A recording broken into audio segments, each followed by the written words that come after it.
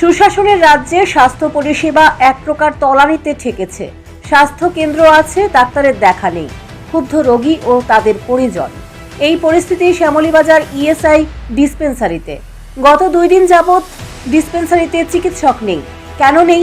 আদৌ কোনো চিকিৎসক এই স্বাস্থ্য কেন্দ্রে আছে কিনা কেউ কিছুই বলতে চাইছেন না। অথচ 2 দিন ধরে রোগীরা এসে এই স্বাস্থ্য কেন্দ্রে ভিড় জমাচ্ছেন।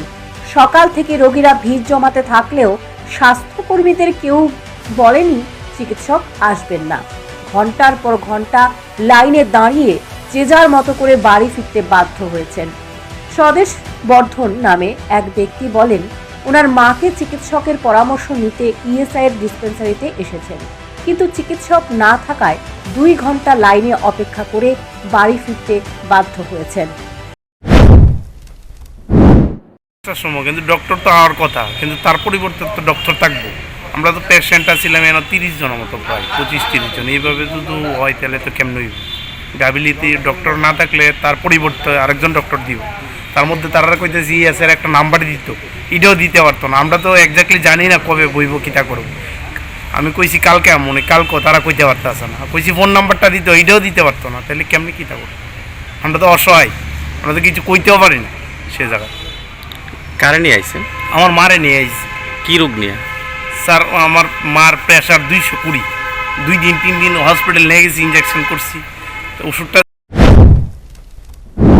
উষাবাজার থেকে আগত এক রোগী বলেন, ওনার সুগারের সমস্যা, তাই তিনি হাসপাতালে এসেছেন, কিন্তু এই হাসপাতালে কোনো চিকিৎসক নেই। অযথা 2 ঘন্টা দাঁড়িয়ে সময় নষ্ট করে বাড়ি ফিরতে বাধ্য হয়েছেন।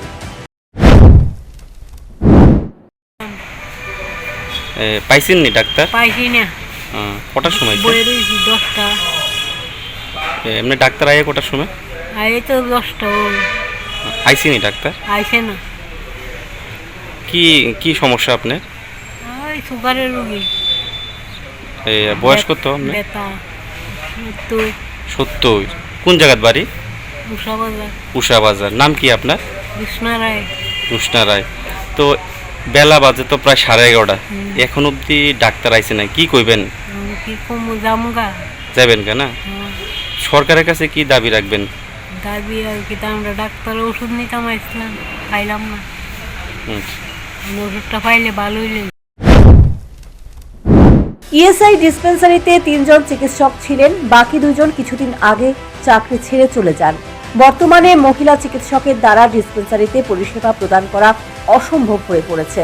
গতকালকে তিনি বিরক্ত হয়ে ডিসপেন্সারি থেকে বাড়ি চলে যান। বুধবার আর হাসপাতালেই আসেননি, যার ফলে দুর্ভোগের শিকার হন চিকিৎসা পরিষেবা নিতে আসা 40 জন রোগী। Bureau report, news prime Tripura.